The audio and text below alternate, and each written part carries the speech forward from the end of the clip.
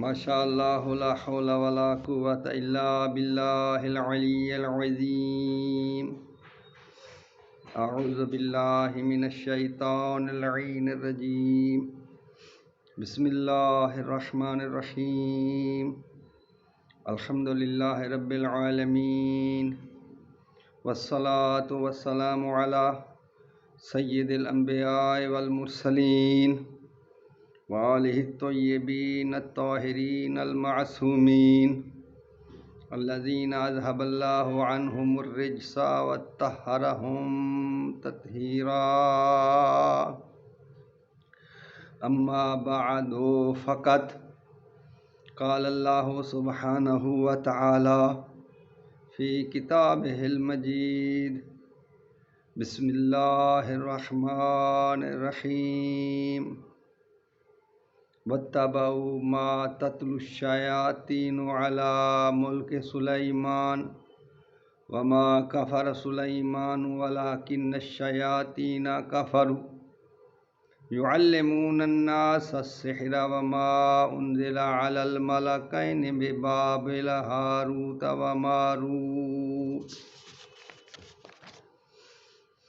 وما يعلمان من أحد حتى يقولا إنما نحن فتنة فلا تكفر فيتعلمون منهما ما يفرقون به بين المرء وزوجه وما هم بضارين به من أحد إلا بإذن الله وَيَتَعَلَّمُونَ مَا يَضُرُّهُمْ وَلَا يَنفَعُهُمْ وَلَقَدْ عَلِمُوا لَمَنِ اشْتَرَاهُ مَا لَهُ فِي الْآخِرَةِ مِنْ خَلَاقٍ وَلَبِئْسَ مَا شَرَوْا بِهِ أَنفُسَهُمْ لَوْ كَانُوا يَعْلَمُونَ۔ آج میں آپ کو حضرت ادریس علیہ السلام کے عروج کے بعد ہاروت اور ماروت دو فرشتوں کا واقعہ باحوالہ روضۃ الصفا، ناسخ التواریخ، عرصہ ارائس ثعلبی، عجائب القصص، تفسیر کبیر، تفسیر نیشاپوری، تفسیر معالم التنزیل، تفسیر مدارک، تفسیر زاہد وغیرہ، ان کے حوالے سے میں آپ کو ہاروت اور ماروت کا واقعہ بیان کروں گا۔ کثیر مورخین کا بیان ہے کہ حضرت ادریس علیہ السلام کے آسمان پر پہنچتے ہی ملائکہ میں چیمہ گوئیاں شروع ہو گئی تھیں اور آپس میں چیمہ گوئیاں شروع کرنے لگے کہ آدم علیہ السلام کی طرح یہ بھی خطا کریں گے، نعوذ باللہ من ذالک۔ ان کو ہم لوگوں میں کیوں لایا گیا؟ یعنی حضرت ادریس علیہ السلام کے متعلق چیمہ گوئیاں کرنے لگے۔ خلاق عالم نے ان سے فرمایا کہ اگر ان چیزوں سے انہیں بھی بہرہور کر دیا جائے جن سے انسان دوچار ہیں تو ملائکہ بھی وہی حرکات کریں گے جو انسان کرتے ہیں۔ فرشتوں نے کہا کہ مالک یہ کیسے ہو سکتا ہے؟ مالک کا حکم ہوا کہ تم اپنے میں سے ایسے 3 فرشتوں کو منتخب کرو جو تم میں سے زیادہ نمایاں ہوں۔ ان لوگوں نے جبرائیل علیہ السلام، میکائیل علیہ السلام اور اسرافیل علیہ السلام کا انتخاب کیا۔ جب ان 3 معزز فرشتوں کو معلوم ہوا کہ خدا امتحان کے لیے زمین پر بصورت انسان بھیجنا چاہتا ہے اور صفات انسانی سے بھی متصف کرنا چاہتا ہے، تو انہوں نے بارگاہ خداوندی میں معذرت کر لی۔ خالق کائنات نے ان کی معذرت قبول کر لی۔ پھر فرشتوں نے دوسرے فرشتے منتخب کیے، ان کا نام عزایا اور عزائیل، یہ 3 فرشتے تھے۔ خداوند عالم نے ان 3 فرشتوں کو زمین پر بھیج دیا اور ہدایت کر دی کہ گناہ نہ کرنا، خصوصاً زنا، قتل اور شراب نوشی ہرگز نہ کرنا۔ ان فرشتوں نے زمین پر پہنچ کر انسانی شکل میں آ کر حکومت سنبھال لی اور انسانوں کے ساتھ رہنے سہنے لگے۔ ان میں سے ایک نے حالات ناسازگار دیکھ کر خدا سے واپسی کی درخواست کی اور وہ واپس چلا گیا، لیکن 2 فرشتے جن کے القاب ہاروت اور ماروت تھے، یہ 2 فرشتے جو تھے، یہ مورخین لکھتے ہیں کہ یہی زمین پر رہے۔ وہ لوگ مزے سے کام کر رہے تھے کہ ایک دن ایک خوبصورت عورت جس کا عربی میں نام زہرہ، سریانی زبان میں نام ناہید اور فارسی زبان میں بے دخت تھا، نظر سے گزری۔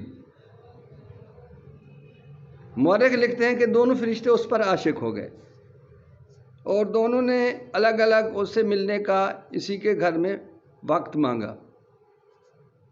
اس نے دونوں کو ایک وقت دیا اور دونوں فرشتے پہنچ گئے جو کہ انسانی روپ میں تھے اور انسانی خصوصیات کے ساتھ متصف تھے۔ وہاں جب پہنچے تو دونوں میں ملاقات ہو گئی اور دونوں نے بشرکت اس کے پاس شب باسی کا فیصلہ کر لیا، رات گزارنے کا فیصلہ کر لیا۔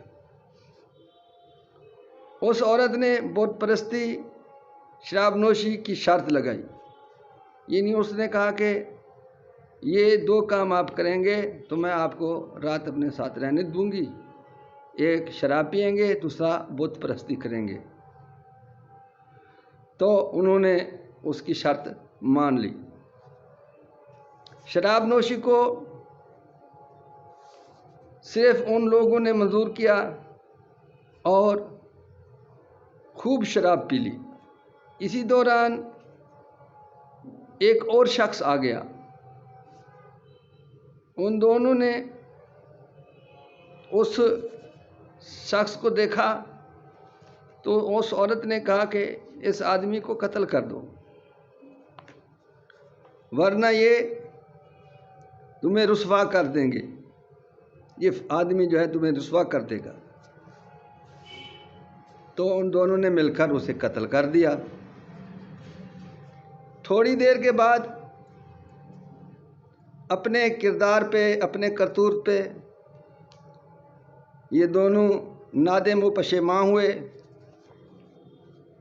اور رونا شروع کر دیا۔ خالق کائنات نے حضرت جبریل علیہ السلام کو بھیج کر ان کو اختیار دیا کہ آپ چاہیں تو آپ کو اسی دنیا میں عذاب دے دیا جائے، اور اگر آپ چاہیں تو آپ کو آخرت کے عذاب میں مبتلا کر دیا جائے۔ تو ان دونوں نے دنیا کے عذاب کو قبول کر لیا اور یہ دونوں فرشتے بابل کے مقام پر عذاب میں مبتلا کر دیے گئے۔ پھر خدا نے سب فرشتوں کو آسمان پر بلا کر انہیں شرمندہ کیا کہ دیکھیں کہ اگر تمہارے اندر بھی یہ خصوصیات شامل کر لی جائیں تو تم بھی اسی طرح گناہ کرنے لگ جاؤ گے جس طرح انسان گناہ کرتے ہیں۔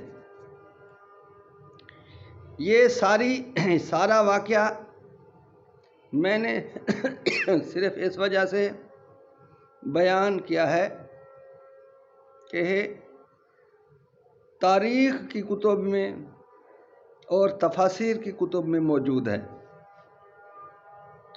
وگرنہ میں اس واقعے کو تسلیم نہیں کرتا، کیونکہ قرآن مجید میں بالکل واضح طور پر یہ چیز موجود ہے۔ اللہ تعالیٰ قرآن مجید میں ارشاد فرما رہا ہے وَمَا أُنزِلَ عَلَى الْمَلَكَيْنِ بِبَابِلَ ہاروت و ماروت، یعنی بابل میں ہاروت اور ماروت کے پاس جو کچھ نازل ہوا وہ اس کے ذریعے لوگوں کو تعلیم دیا کرتے تھے۔ اللہ فرماتا ہے کہ یہ جو دو فرشتے تھے لوگوں کو تعلیم دیتے تھے۔ وَمَا يُعَلِّمَانِ مِنْ أَحَدٍ حَتَّى يَقُولَا إِنَّمَا نَحْنُ فِتْنَةٌ، اور جب بھی یہ کسی کو تعلیم دیتے تھے تو وہ کہتے تھے کہ ہم تو آزمائش بن کر آئے ہیں۔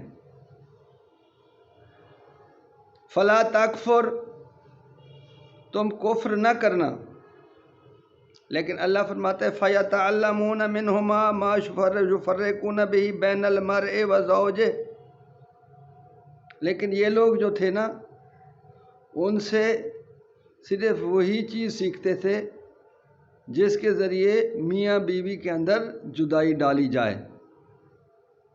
وَمَا هُمْ بِضَارِّينَ بِهِ مِنْ أَحَدٍ إِلَّا بِإِذْنِ اللَّهِ، اللہ فرماتا ہے کہ اللہ کی اجازت کے بغیر کوئی کسی کو نقصان نہیں پہنچا سکتا۔ لیکن ان لوگوں کے اندر اتنی برائی تھی وَيَتَعَلَّمُونَ مَا يَضُرُّهُمْ وَلَا يَنْفَعُهُمْ، وہ نقصان دہ چیزیں تو پڑھتے تھے لیکن فائدہ مند چیزیں نہیں پڑھتے تھے۔ وَلَقَدْ عَلِمُوا لَمَنِ اشْتَرَاهُ مَا لَهُ فِي الْآخِرَةِ مِنْ خَلَاقٍ، جبکہ وہ سب کچھ جان چکے تھے کہ جو کچھ انہوں نے حاصل کیا اس کا آخرت میں کوئی حصہ نہیں ہے۔ وَلَبِئْسَ مَا شَرَوْا بِهِ، اور کتنی برا سودا کیا انہوں نے اپنے نفس کا، لَوْ كَانُوا يَعْلَمُونَ، کاش کہ وہ جانتے۔ اب اللہ نے قرآن مجید میں تو ان فرشتوں کا کام جو تھا وہ یہ بتایا ہے کہ یہ لوگوں کو جادو اور جادو کا توڑ سکھانے کے لیے تھے، لیکن بدقسمتی سے لوگ ان سے جادو تو سیکھتے تھے لیکن جادو کا توڑ نہیں سیکھتے۔ قرآن مجید میں کسی مقام پر بھی ان فرشتوں کی سزا کے متعلق نہیں لکھا ہوا کہ ان لوگوں نے نعوذ باللہ من ذالک کسی قسم کا کوئی گناہ کیا اور انہیں سزا ملی۔ تو اب اس چیز سے ظاہر ہوتا ہے کہ یہ جو کچھ بھی کتابوں میں لکھ دیا گیا ہے یہ فقط اور فقط اسرائیلیات ہے، اس کا حقیقت سے کوئی تعلق نہیں۔ وَمَا عَلَيْنَا إِلَّا الْبَلَاغُ الْمُبِينُ۔